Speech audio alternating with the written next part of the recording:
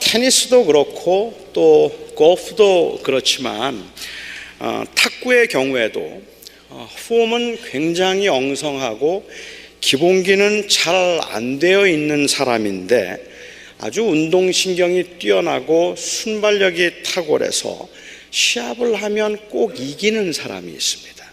웬만해선 시합에서 지지 않는 그런 사람이 있죠. 그냥 보기에는 잘 치는 사람 같지 않은데 시합을 해보면 참 시합을 잘하는 그런 사람들이 있어요. 누구 이야기일까요? 제 이야기입니다. 제가 지금은 좀 거동이 불편해서 그래서 잘 안 되지만 아주 오래전에 제가 비돈이라는 별명을 가지고 있을 때 나르는 돼지라고 해서 비돈이라는 별명으로 사람들이 저를 불러줄 그때에는 제게 순발력도 있고 또 승부욕도 강해서 웬만해서는 사람들에게 시합을 해서 지지 않았습니다. 진짜예요. 믿어주세요. 근데 한 번은 제가 대학교에서 선수 생활을 했다는 어떤 분과 탁구 시합을 할 기회가 있었습니다. 이분이 대학교에서 선수였다는 말을 제가 들었기 때문에 어떻게든지 이겨보고 싶었어요. 아주 어떻게든지 이 사람은 내가 이겨보아야 되겠다는 생각에 악착같이 제가 시합을 했습니다. 그래서 근소한 차이로 제가 졌습니다. 시합이 끝나고 난 다음에 그분이 제게 이런 말을 하세요. 탁구를 참 잘하시네요. 그런데 지금처럼 그렇게 치시면 더 이상 실력은 안 늘 겁니다. 자세를 바꾸셔야 합니다. 그렇게 안 하면 그냥 지금 이 정도 실력에서 그냥 머물 겁니다. 그렇게 말해요. 그때 제 마음속에는 자세가 뭐가 중요하냐, 이기면 되는 거지 라는 그러한 생각을 했었는데 운동을 하시는 분들은 아마 제 말이 틀렸다는 걸 다 아실 겁니다. 제가 틀렸다는 것을 증명하는 사건이 한 번 있었습니다. 어느 미국 친구와 함께 탁구를 했는데 제가 그 친구를 아주 무참하게 이긴 적이 있었습니다. 초보자였는데 실력이 형편없었거든요. 그런데 한 3년쯤 지난 어느 날이었는데 우연히 길을 가다가 그 친구를 만났어요. 그런데 이 친구가 저를 보자마자 탁구를 하자 그래요. 아마 그날 저에게 굉장히 모멸감을 느꼈거나 아니면 제가 그 사람을 좀 괴롭혔거나 약을 올렸거나 그래서 그 마음속에 한이 있었나 봐요. 저를 그냥 길거리에서 보자마자 탁구를 한번 하자고 그렇게 저에게 제안을 해서 그 근처에 있는 대학교 체육관에 갔습니다. 그리고 탁구를 했는데 어떻게 됐을까요? 아주 무참히 패배했습니다. 저도 그 이후에도 3년 동안 꾸준히 탁구를 했고 그 친구도 탁구를 했지만 처음 기본기부터 다시 배운 그 친구를 저는 더 이상은 이길 수 없었습니다. 그러니까 그 친구는 기본기를 탄탄하게 배웠던 거죠. 제 탁구가 발전하는데 그냥 그 자리에 10년이 지나고 20년이 지나도 그냥 그 자리에 머물러 있을 수 있었던 것은, 그렇게 발전하는데 가장 장애가 되었던 것은 제가 탁구를 잘한다고 생각하게끔 만들었던 바로 그 자세였습니다. 바르지 않은 것이 익숙해지고 몸에 배이면 새로운 것을 시작하는데 정말로 어려운 법입니다. 차라리 처음부터 다시 하는 사람들이 빠르지, 그 좋지 않은 것들에 익숙해져 있는 사람들이 다시 뭔가를 시작한다는 건 너무너무 어려운 일입니다. 교회 생활도 그렇다고 저는 생각합니다. 전에도 제가 말씀을 드렸습니다마는 저는 제가 고등학교 1학년 때 처음 교회를 나갔는데 고등학교 1학년 때 처음 교회를 나가고 4개월 만에 학생회장이 되었습니다. 어떻게 4개월 만에 회장이 되었는지 여러분들은 생생하게 기억하시죠? 제 외모 때문에, 순전히 저의 그 외모 때문에 그냥 회장 뽑아줘서 제가 회장이 되었어요. 제가 회장이 되었을 때 그 학생회에 꾸준히 출석하는 학생들이 한 20여 명 정도 되었습니다. 당시 고등부 담당 선생님이 처음 회장이 된 저에게 6개월 안에 70명 만들자고 했습니다. 7월 첫째 주일에 70명 예배에 참석하도록 하자 하는 그 목표를 세우고, 그 목표를 세운 다음부터 저는 친구들과 함께 토요일 오후만 되면 노방전도를 나갔고, 그리고 주일날 아침이면 새벽부터 동네 구석구석을 다니면서 그 밖에 나와 있는 아이들을 모아다 교회로 데리고 왔습니다. 힘들게 한 60명쯤 넘어섰어요. 그리고 드디어 7월 첫째 주일 그 운명의 날이 다가왔는데, 그날 장대비가 쏟아졌습니다. 주일 아침에 비를 맞으면서 온 동네를 헤매고 다녔지만 저희가 모아올 수 있는 학생들은 한 50명 정도 되었을 뿐입니다. 저와 함께 열심히 뛰고 그리고 이 전도하던 한 친구는 어떻게 그날, 운명의 그날 비가 올 수 있느냐고 하나님은 죽었다고 하면서 교회를 떠나버렸고, 그리고 저는 그 70명을 만들지 못한 책임을 지고 6개월 만에 회장직에서 물러났습니다. 여러분 어떻습니까? 그 열심이 대단하지 않습니까? 저에게는 그런데요, 주님을 사랑하는 마음이 하나도 없었어요. 저는 전도가 뭔지도 몰랐어요. 저는 그리고 또한 그래서 그냥 제가 무슨 복음을 들어본 적도 저에게는 한 번도 없었습니다. 복음을 들어본 적도 없고, 그리고 하나님을 사랑하는 마음도 없고, 은혜를 받은 그러한 기억도 저에게는 없었는데, 그냥 그 교회 학생회를 부흥시켜야 한다는 그 책임감과 한번 부흥시켜보고 싶다는 그러한 그 의욕과 열정, 그래서 그 저의 헌신과 그 열심 때문에 많은 교인들이 저에게 박수를 보냈습니다. 제가 복음을 들은 적도 없고 예수 그리스도의 은혜를 알지 못하는데도 불구하고 그 교회 목사님 사모님은 저는 목사감이라고 그랬어요. 어떻게 제가 목사가 될 수 있는지는 잘 모르지만 그렇게 생각할 만큼 교인들은 저에게 많은 찬사를 보냈습니다. 저의 이런 열심에 감동해서 교회가 저를 집사가 되게 하고 그리고 장로가 되게 했더라면 바로 그 열심과 그 직분이 저에게는 주님께 나아가는데 아마 최고의 장애가 되었을 겁니다. 다행히도 저는 1년쯤 후에 미국으로 이민 오게 되어서 그 열심과 찬사와 이별을 하고 광야의 생활을 시작해야 했습니다. 니고데모가 어떤 사람이었을까에 관해서는 상반된 입장들이 있는데, 어떤 입장을 취하는가에 따라서 오늘 본문을 보는 관점이 좀 달라질 거라고 생각을 합니다. 니고데모는 상당히 괜찮은 사람이었다고 볼 수도 있고, 아니면 아주 소심하고 겁이 많은 사람이었다고 볼 수도 있습니다. 저는 조금 중립적인 입장에서 니고데모를 한번 오늘 여러분과 함께 다루어 보고 싶습니다. 니고데모는 바리새인이었고 그리고 또한 유대인의 지도자였다고 오늘 본문 기록을 합니다. 유대인의 지도자였다는 말은 당시 유대인들의 최고의 의결 기관이었던 71명으로 구성된 산헤드린 공회의 회원이었을 것이라는 견해가 가장 유력합니다. 그러니까 그 예루살렘에서 가장 탁월하고 가장 실력 있고 가장 영향력 있는 사람들 71명을 모아서 만들어 놓은 최고의 의결 기관의 그 회원이었던 사람이 니고데모였을 거라는 말이죠. 모든 사람에게 존경받고 랍비라 칭함을 받는 사람이 사회적으로나 정치적으로나 누가 보아도 가장 성공했다고 말할 만한 사람이 나사렛에서 온 이름조차 알 수 없는 한 젊은이에게 관심을 가지는 것조차도 사실은 굉장히 어려운 일임에 틀림이 없을 겁니다. 바리새인들 중에 예수님께서 표적을 행하시고 예수님의 그 가르치는 권위가 다른 서기관이나 바리새인들과 달랐다는 것을 인정하면서도 예수님에게 호감을 가졌던 바리새인들이 거의 없었던 것을 보면 이 니고데모는 굉장한 사람인 것은 틀림이 없을 것 같습니다. 그런 예수님께서 하신 말씀이나 예수님께서 보여주시는 그 표적들을 보면서 예수님이 궁금해졌습니다. 예수가 도대체 누구인가 하는 것에 관심을 갖기 시작했습니다. 이 바리새인이요 유대인의 지도자였고 경건했던 니고데모가 예수님이 누구인가에 관심을 가졌다는 말은 이것은 혹시 예수님이 메시아가 아닐까라는 관심을 가졌다는 말입니다. 정말 메시아인지 확인해 보고 싶었습니다. 그래서 예수님을 만나기로 했습니다.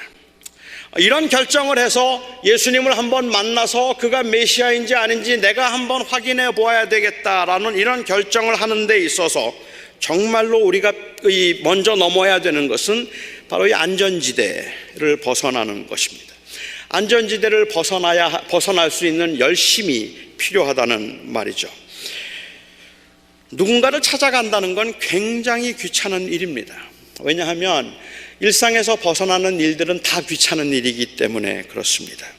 제가 그냥 너무 존경하고 이름만 들어도 알만한 유명한 분들이 LA에는 가끔씩 오십니다. 저는 그렇게 유명한 분들이나 제가 꼭 만나보고 싶었던 분들이 LA에 오신다는 소식을 들으면 꼭 찾아가서 강의를 듣거나 아니면 설교를 듣고 싶다는 마음이 생겨서 이번에 그분은 내가 꼭 찾아가야 되겠다 하는 그러한 생각을 하고, 영국 어디에서 온 유명한 목사님이 어디 뉴라이프에서 설교를 한다 하는 그러한 이야기를 제가 들으면 내가 무슨 일이 있어도 거기는 꼭 가야겠다고 다짐을 하는데요, 이상하게 그날만 되면 귀찮아져요. 딱 그날이 오면 그러면 그냥 인터넷 듣지 꼭 찾아가서 들을 이유가 뭘까라는 핑계가 듭니다. 그래서 정말로 부끄러운 고백이지만 지난 6년 LA에 있는 지난 6년 동안에 저는 LA에서 한 번도 그런 강연이나 설교를 들어본 적이 없습니다. 한 번도 그런 곳을 찾아가 본 적이 없습니다. 귀찮음 때문입니다. 게으름 때문입니다. 그 일상을 벗어나고 싶어 하지 않는 그러한 저의 이 고정된 생각 때문입니다. 기도에 관한 책을 읽으면 열심히 기도를 하고 싶고, 부지런히 교인들을 찾아다니며 신방하는 교인들에 관한 그 이야기를 들으면 나도 그렇게 열심히 교인들을 만나야 되겠다고 다짐을 하기도 하지만, 익숙해져 있는 그 삶의 방식을 바꾸는 것이 너무 귀찮아서 아무것도 새로운 것을 시도할 수가 없습니다. 게다가 단순히 게으름뿐만 아니라 이 목사라는 알량한 자존심 때문에 그 자존심에 발목이 잡혀서 마땅히 가야 할 곳도 마땅히 만나야 할 사람도 만나지 못하는 경우들이 허다하게 많습니다.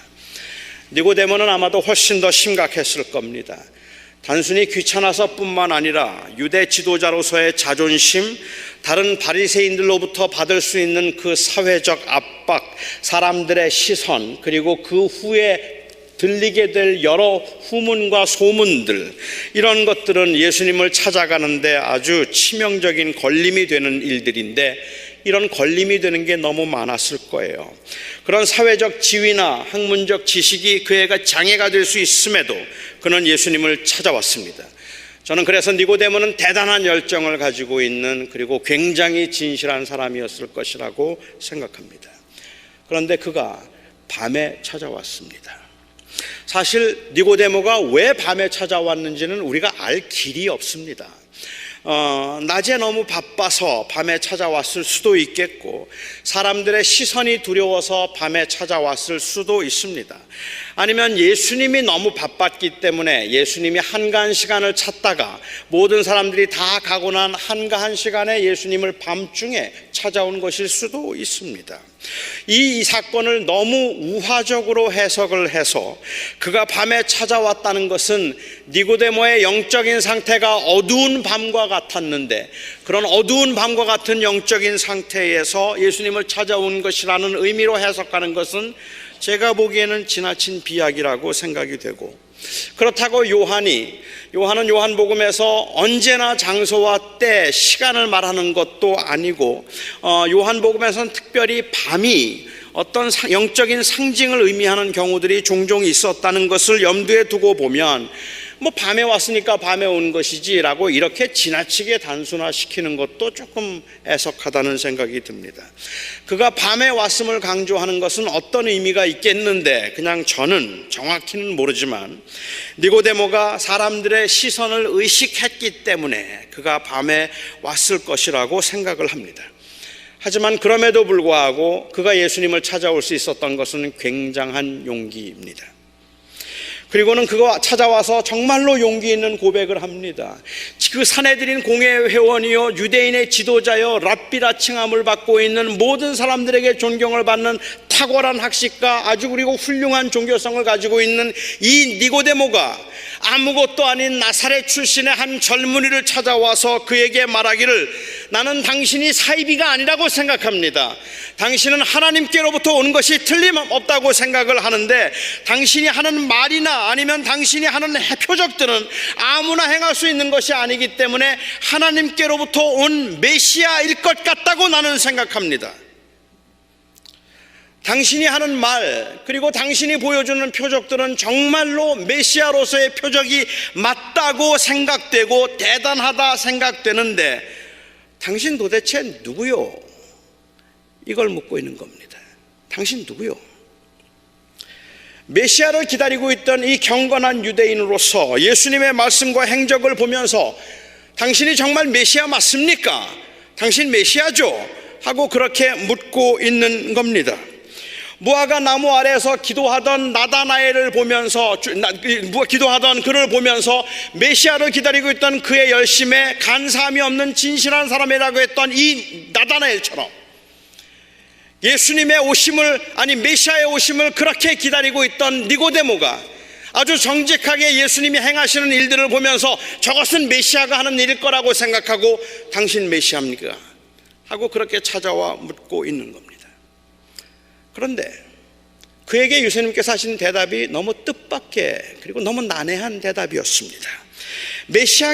당신이 메시아인가를 묻고 있는 그에게 예수님은 사람이 거듭나지 아니하면 하나님의 나라를 볼 수 없다고 말씀을 하셨습니다. Unless you are born again, you cannot see the kingdom of God. Unless you are born again, 거듭나지 아니하면 하나님의 나라를 볼 수 없다. 생뚱맞은 말인 것 같은데 저는 핵심을 찌르는 말이라고 생각합니다. 다시 태어나야 하나님의 나라를 볼 수 있습니다. 메시아를 고대하며 기다리고 있던 그리고 예수님을 찾아와 당신이 메시아입니까를 묻고 있는 이 니고데모에게 주님이 말씀하신 의미는 도대체 무엇일까요? 거듭나야 하나님의 나라를 볼 수 있다는 말씀은 무슨 말일까요? 유대인들의 전통적인 관점에서 메시아는 유대인들에게 자유와 해방을 주실 분입니다. 로마로부터 이스라엘을 자유하게 하고 예루살렘 성을 다시 회복하여서 예루살렘에서 하나님의 주권을 회복하실 분이 바로 이 메시아였습니다. 니고데모는 진실하게 예수님이 유대인들에게 자유와 해방을 줄 수 있는 분인가를 묻고 있는데, 하나님의 나라는 거듭나야 볼 수 있다고 말씀하고 계시는 겁니다. 앞으로 조금 더 생각해 보겠지만 주님께서 니고데모에게 말씀하신 하나님의 나라는 인자의 대속의 죽음을 통해서 유대인들뿐만 아니라 모든 이방인들에게, 경건하다 생각되는 그 유대의 지도자들 뿐만 아니라 창기와 세리와 모든 죄인들에게 임할 그 구원과 그리고 해방, 영원한 생명이었기 때문에 당시의 경건한 유대인들이 고대하던 하나님의 나라와는 아주 다른 것이라서 니고데모의 이 종교적인 사고방식과 그리고 그에 따른 그의 종교적 관습에서 볼 때는 정말로 충격적인 이야기가 아닐 수 없었습니다. 니고데모가 예수님을 찾아와서 당신이 행한 표적을 보니 당신은 메시아가 맞는 것 같은데 그렇습니까? 라고 물었을 때 니고데모의 마음에는 이 세상에 나타날 이스라엘의 영광과 형통이 그에게 있었습니다. 대단히 종교적이고 그리고 아주 그 상당한 인격의 소유자였고 진실한 열심이 있는 사람이었지만, 지금까지 그가 배우고 지금까지 그가 믿고 있었던 것 때문에 그가 생각했던 하나님의 나라는 그냥 그것이었습니다. 그래서 아마도 니고데모는 진실한 사람이었고 그리고 하나님의 나라를 고대하며 메시아의 오심을 간절하게 기다렸던 사람이지만, 그는 너무도 당연하게 죄인들을 차별했고 이방인들을 무시하고 이방인들을 멸시하고 약하고 악한 사람들을 향하여 저주받은 사람이라고 서슴지 않고 생각했을 겁니다. 왜냐하면 그가 생각했던 하나님의 나라는 그냥 이 땅에 임할, 경건한 사람들에게 임할 그 영광이었기 때문에 그렇단 말입니다. 그리고 주님께서는 그것 바꾸지 않으면 하나님의 나라는 그것을 바꾸는 것이라고 말합니다. 다시 태어나야 하나님의 나라를 볼 수 있다. 완전히 바뀌어야 한다는 말입니다. 전혀 다른 관점에서 하나님의 나라를 보아야 한다는 말입니다. 어떻게 하면 이 땅에서 성공적으로 살 것인가에 집착하지 말고 성공과 실패를 영생의 관점에서 볼 수 있어야 한다는 말입니다. 가난한 사람도 불쌍하지 않고, 그리고 흥하여서 부자도 부럽지 않은 큰 교회 담임 목사는 성공한 목사고 축복한 목사라고 부르지 않고, 작은 교회 목사는 실패하고 하나님께 버림받은 목사라고 부르지 않을 수 있는 이 하나님의 나라를 보려면 거듭나야 한다는 말입니다. 이 땅에 사는 동안에 잘된 것은 하나님의 축복이라고 생각하고, 하나님께서 함께 하셔서 모든 것이 형통하여 하나님이 사랑하는 그 이스라엘 백성들은 온 세상을 다스리게 될 것이라고 생각하던 그들에게 하나님의 나라는 그런 것이 아니라, 하나님의 나라는 약한 자들과 병자들과 이 세상에 있는 모든 죄인들을 구원하여 영원한 하나님의 나라에 들어가게 하기 위하여서 임한 하나님의 나라라는 것을 인식하지 아니하면, 거듭나지 아니하면 그 나라를 볼 수 없다고 말씀하시는 겁니다. 지난주에 말씀드린 것처럼 예수님은 사람들의 마음속에 있는 것을 아셨습니다. 밤중에 진실함과 용기를 가지고 예수님을 찾아와 당신이 메시아인가를 묻고 있는 이 니고데모의 마음이 무엇이었는지를 아셨습니다. 그 진실한 마음으로 경건하게 지금까지 종교 생활을 하면서 그 종교 생활에 익숙해서 이스라엘의 회복과, 그리고 그곳에서 내가 누리게 될 영광에 관해서, 그 땅에서 내가 누릴 영광을 생각하고 있는 이 니고데모에게 주님께서는 그 마음에 무엇이 있는지를 아셨기 때문에 진실하고 겸손했지만 생명의 관점에서 회복과 구원을 생각하지 않았기 때문에 아직은 영적이지 못하고 그냥 종교적이라고 말씀하시는 것입니다. 예수님께서 거듭나지 않으면 하나님의 나라를 볼 수 없을 것이라고 말씀하셨을 때 니고데모가 이렇게 대답을 합니다. 사람이 늙으면 어떻게 다시 태어날 수 있습니까? 사람이 늙으면 어떻게 날 수 있습니까? 두 번째 모태로 들어갔다가 나오면 되는 겁니까? 저는 이 대답을 도저히 이해할 수가 없었습니다. 메시아, 하나님의 나라에 그토록 관심을 가지고 있어서, 그토록 관심이 있어서 예수님을 찾아온 유대의 지도자이었던 그가 선생이요 랍비라 부르며 하나님의 나라가 무엇이고, 그리고 천국이 하나님의 나라가 무엇이고, 그 메시아가 무슨 일을 하는가에 대해서 너무 많은 고민을 그동안 해왔던 이 메시아가 하나님의 나라가 언제쯤 임할까를 그렇게 고대하던 이 니고데모 유대의 선생이 어떻게 이렇게 맹하게 반응을 할 수 있냔 말이에요. 주님께서 거듭나야 한다고 말씀하셨을 때 그 말이 죽었다가 다시 태어나, 다시 살아나야 된다는 말씀을 의미하지 않는 것은 삼적 동자도 하는 일 아닙니까? 그렇지 않은가요? 유대인의 지도자로서 환생을 믿었던 사람들이 지금까지 아무도 없었는데 어떻게 이런 대답을 할 수 있습니까? 그래도 랍비였고, 그래도 사내들인 공회의 회원이었던 니고데모가 이 어린아이와 같이 이렇게 늙으면 어떻게 다시 태어나지요? 어린아이처럼 다시 모태로 들어가야 되나요? 라고 어린아이 같은 이런 유치한 대답을 했을 리가 없다고 생각하고, 그래도 구도자의 마음으로 예수님이 메시아인가를 묻고 찾아왔던 그가, 메시아인가를 확인하기 위해서 찾아왔던 그가 이렇게 어깃장을 놓는 듯한 그러한 대답을 했을 리가 없다고 생각하는 사람들은 니고데모가 사람이 늙으면 어떻게 거듭날 수 있습니까? 라는 이 질문은 거듭남의 의미를 묻고 있는 것이 아니라 거듭남의 가능성을 묻고 있는 것이라고 그렇게 이해를 대체로 합니다. 그러니까 니고데모는 예수님께서 말씀하신 거듭남의 의미를 몰라서 묻고 있는 것이 아니라, 사람이 다시 태어나지 아니하면 그렇게 하나님의 나라를 볼 수 없다고 말할 때 다시 태어난다는 게 엄마 뱃속에 들어갔다 나오는 걸 말하는 겁니까? 라고 그렇게 물었던 것은, 그것은 그냥 그 의미가 무엇인지를 몰라서 그런 것이 아니라 현세적인 사고에 익숙해져 있고 이 땅에 임할 이스라엘의 영광에 익숙해져 있는 그가 내가 바뀔 수 있겠습니까? 라는 말을 하고 있는 겁니다.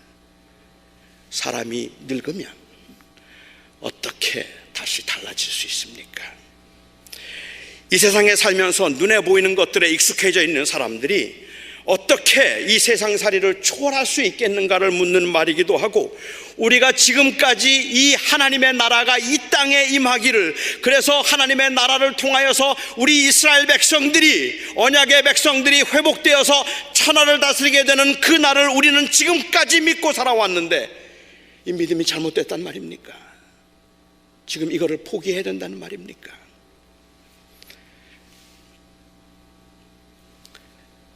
어떻게 이 익숙해진 신앙의 틀을, 평생을 믿어온 이 신앙의 틀을 어떻게 바꿀 수 있단 말입니까? 아마도 그 가능성을 묻고 있는 질문일 겁니다. 사람이 늙으면 어떻게 달라질 수 있죠? 라는 이 니고데모의 질문에서 그 오랜 경륜과 경험이, 그리고 그가 가지고 있는 그 종교적 열심이 사실은 장애가 될 수 있음을 볼 수 있습니다. 예수님께서는 니고데모에게 선생이라고 하면서 그것도 모르느냐라고 말씀하셨어요. 이 말씀에도 물론 여러 가지 의미가 있겠지만 선생으로서의 그 위치가 바로 이 거듭남의 가장 큰 장애가 될 수 있음을 지적한 것입니다. 경륜과 지식은 필요한 것이지만, 그리고 소중한 것이지만 그것들이 장애가 될 수 있습니다. 이 목사라는 위치가 구도적 마음으로 항상 하나님의 원하심과 하나님의 뜻이 무엇일까를 찾는 자리가 아니라 마치 하나님의 뜻이 무엇인지 다 알고 있어서 가르치기만 하면 된다는 전도적 마음으로 가득 차면, 그래서 그 구도적 그 마음을 잃어버리면 목사는 어김없이 고집스러운 독선자가 되어버리고 마는 겁니다. 단편적인 진리 한 조각에 마치 모든 것을 다 깨달은 것처럼 흥분하기 시작하면 그 이상은 발전도 성장도 없을 뿐만 아니라 그 외에 다른 사람들을 다 정죄하고 판단하게 만드는 그 수단이 되기도 한다는 말입니다. 평생을 민족적 우월감을 가지고 메시아를 기다렸던 이 니고데모와 유대 지도자들이 바뀔 수 있겠습니까? 종교적 행위에 익숙해서 그것이 자기의 의인 것처럼 존경을 받으며 그것을 복으로 여겼던 사람들이 지금까지 자기가 의존하던 것, 자기를 높여주던 것들은 다 아무것도 아니라서 오직 하나님의 의를 통해서만 내가 하나님 앞에 설 수 있는, 죽을 수밖에 없는 죄인임을 인정할 수 있겠습니까? 비록 주님을 만난 적도 없었고 주님 앞에 내가 하나님이 나의 모든 것이라는 신앙을 고백한 적도 없었지만, 그렇지만 어릴 적부터 평생을 교회 생활을 하면서 교회에서 몸이 굳고 익숙해져서 교회 생활이라면 모르는 게 없을 만큼 모든 걸 다 알고 있는 철저하게 종교적이 되어버린 그 사람이, 나는 지금까지 평생을 그 교회를 다녔지만 아직 주님을 만나본 적이 없어서 나는 아직은 그 하나님의 나라가 무엇인지, 영원한 생명이 무엇인지 나 잘 모르겠습니다. 정말 그 주님을 만나고 싶습니다라는 그 고백을 할 수 있겠느냐는 말입니다. 그 고백을 할 수 없게 만드는, 그 고백을 하는데 그게 사실이라면 그 고백을 하는데 가장 큰 장애가 목사라는 거예요. 그리고 장로라는 거예요. 아닙니까? 그래도 내가 목사인데 지금 나 하나님 사실은 잘 몰랐고 어릴 적에 제가 교회를 갔더니 그 교회에서 나를 어여쁘게 봐줘서 그냥 학생회장으로 열심히 봉사를 하고 열심히 일을 하고 70명 그 부흥시켜보겠다고 막 그냥 아침부터 밤까지 뛰어다녔다니 너무 수고한다고 나를 집사를 만들어 주어서 집사가 되고 난 다음에 또 거기에서 내 자존감을 확립하기 위해서 열심히 봉사하고 수고하고 굳은 일 다 하고 주일학교 교사하고 성실하게 봉사를 하면서 교회 성장을 위해서 애를 썼더니 장로 뽑아주고, 그래서 장로가 되어서 섬기는데 어느 날 복음을 들으면서 내가 하나님의 나라를 들었나? 내가 정말 예수 그리스도를 나의 구주로 영접하고 있었나? 이런 생각을 막상 해보니 목사가 되고 난 다음에도 나는 주님을 만난 적이 없었다는 그 고백을 목사가 되었기 때문에 못하게 될 수 있다는 말입니다. 그러면 그건 장애입니다. 돈 많이 벌어서 그래서 풍족하게 살면 그게 인생의 가장 큰 행복인 줄 알아서 교회를 다니면서 우리 아이들 최고의 대학을 보내고 교회 다니면서 우리 아이들이 좋은 직장에 취직해서 돈 많이 버는 것이라면 신앙조차도 그냥 합리화시켜서 버릴 수 있을 만큼 하나님을 믿는 것도 부자 되고 출세하는 것이라고 생각하고 목회를 하면서도 더 큰 교회에서 인정받는 것을 성공이라고 생각했던 사람이, 평생을 그런 생각으로 살았던 사람이 가진 것 다 팔아서 가난한 자에게 나누어 주어도 괜찮고 사업의 어려움과 끝없는 끝없이 이어지는 고난에서도 구원의 은혜를 생각하며 여유를 가질 수 있는 이 일이 과연 가능하겠느냐는 말입니다. 가능해야 하잖아요. 가능해야 하잖아요. 그게 바로 영생이고 그게 바로 거듭남이잖아요. 나중에 기록을 보면 니고데모는 이 예수님과의 대면을 통해서 예수님의 말씀을 듣고 그동안에 그가 따르던 종교적인 신념을 다 벗어버리고 예수님의 제자가 된 것 같은데, 똑같이 예수님의 말씀을 들었던 다른 유대 지도자들은 그것을 놓을 수가 없어서, 죄인들도 하나님의 사랑하신다는 그 말을 받을 수가 없어서 종교적인 행위나 관습이 아니라 인격적으로 하나님을 만나서 그 영원한 나라를 소망하는 것이 진정한 제자가 되는 길이라는 그 말씀을 도저히 받을 수가 없어서 예수님을 십자가에 못 박는데 앞장서고 말았습니다. 예수님은 어떻게 그런 일이 가능한가를 묻고 있는 니고데모에게 물과 성령으로 거듭나야 된다 말씀하셨습니다. 물과 성령으로 거듭남이 무엇을 의미하는가는 제가 다음 시간에 좀 말씀을 드리겠습니다마는, 결론적으로 주님께서는 자기의 의와 공적으로 이 땅에서의 성공과 형통을 인생의 궁극적인 목적으로 추구해서는 하나님의 나라에 들어갈 수 없다고 말씀하십니다. 예수 그리스도를 하나님의 아들이라고 믿는 것은 단순히 예수님 그리스도를 하나님의 아들로 믿는 것은 단순히 예수님이 하나님의 아들이라는 사실을 지적으로 긍정하거나 아니면 동의하는 것을 의미하는 것이 아닙니다. 주님은 그런 동의를 우리에게 구걸하고 있는 게 아닙니다. 예수님은 우리에게 나 하나님의 아들 맞지? 맞다고 말해줘. 그러면 내가 구원해 줄게. 그래서 우리에게 지적인 동의를 구걸하고 계시는 게 아닙니다. 그를 하나님의 아들로 믿는다는 말은 지금까지 추구하던 대로 이 땅에 사는 동안이 전부이고 이 땅에서의 행복은 권세와 재물에 있다고 생각했던 그 믿음을 이제는 그렇지 아니하여서 예수가 하나님의 아들이기 때문에 그를 믿고 그 안에 있음이 영원한 하나님의 나라에 들어가는 길이며, 예수께서 예비하신 그 영원한 하나님의 나라가 있기에 그 나라를 앙망하고 바라보며 살겠다 고백하는 것이 바로 예수를 하나님의 아들로 믿는다는 말입니다. 이런 하나님의 나라를 믿고 하나님의 나라를 바라볼 수 있음이 거듭남입니다. 그러니까 이 거듭남에 재물이 방해가 되고 지식이 장애가 되고 종교적 위치와 익숙함이 걸림이 될 수 있습니다. 거듭남의 증거는 내가 하나님의 영원한 나라, 그 아들의 대속의 죽음을 통해서 얻고 누리게 될 이 죽음을 초월한 생명을 믿고 우리가 오늘도 그 나라를 바라보며 그 살아가겠다는 고백이 있는가 하는 것이 거듭남의 증거입니다. 압니다. 그렇게 믿어도 여전히 유혹은 있습니다. 하나님의 나라를 앙망한다고 말하면서도 이 세상에서 고난을 당하면 하나님의 선하심을 이미 의심스럽고 낙심이 됩니다. 자신이 죄인이라고 말하면서도 끊임없이 다른 사람들을 정죄하거나 판단하고 자기의 의를 드러내고 싶어 못 견뎌 합니다. 정말 천국을 믿고 부활을 믿는데도 천국이 없는 것처럼 우리의 모습은 현세적이고 너무 기복적입니다. 이렇게 설교를 하는 저 자신도 제 삶의 순간을 영생의 관점에서 보기보다는 오히려 세속의 관점에서 보았던 때가 훨씬 더 많은 것을 고백하지 않을 수 없습니다. 하나님을 믿는다고 하면서도 하나님의 나라를 보지 못하고 이 땅에 그 세울 저의 나라에 온통 저의 마음과 생각이 가 있을 때가 참으로 많음을 고백합니다.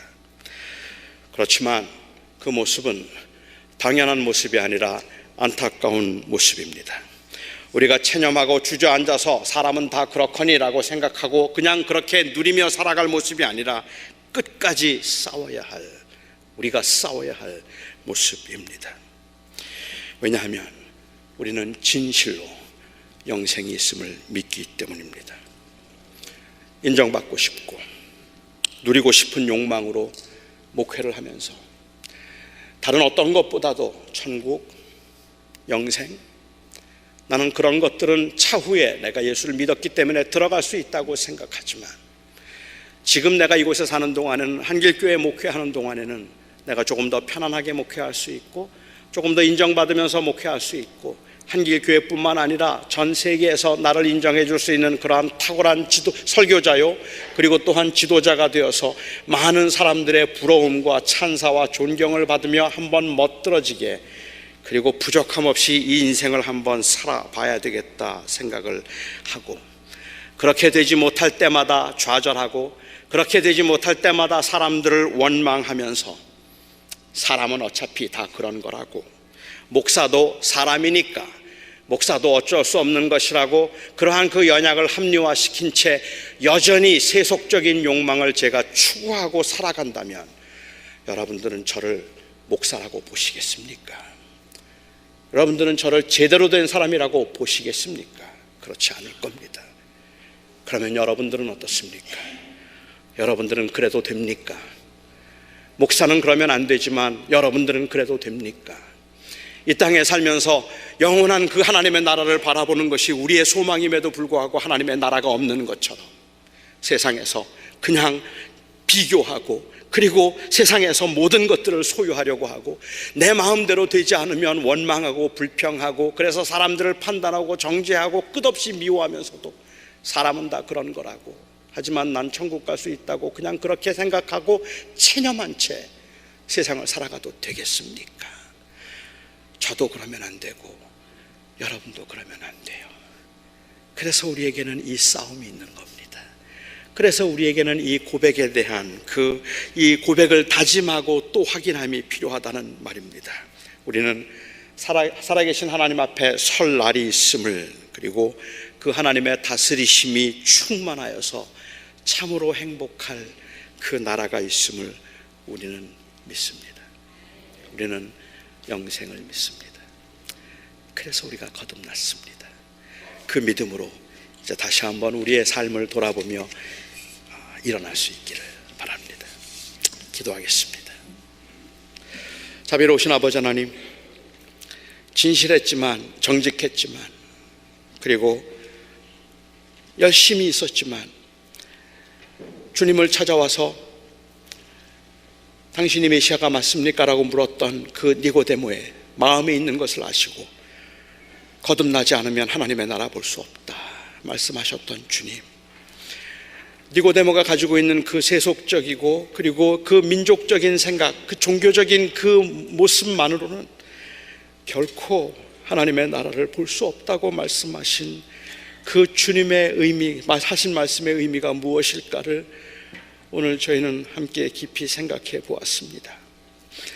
세상의 눈에 보이는 것들 때문에 어느 때는 힘든 일이 오면 낙심하게 되고 좋은 일이 오면 한없이 교만해지는 것이 저희들이지만 그럼에도 불구하고 오늘도 우리는 이곳에서 함께 예배하며 고백하고 싶습니다. 우리는 영생을 믿습니다. 우리는 하나님의 나라를 믿습니다. 그 믿음 때문에 우리 사랑하는 성도들 다시 힘을 내게 하시고 다시 다짐하게 하시고 다시 일어서게 하시고 한 주간을 또 그 믿음으로 살게 하여 주시옵소서. 예수님의 이름으로 기도하옵나이다.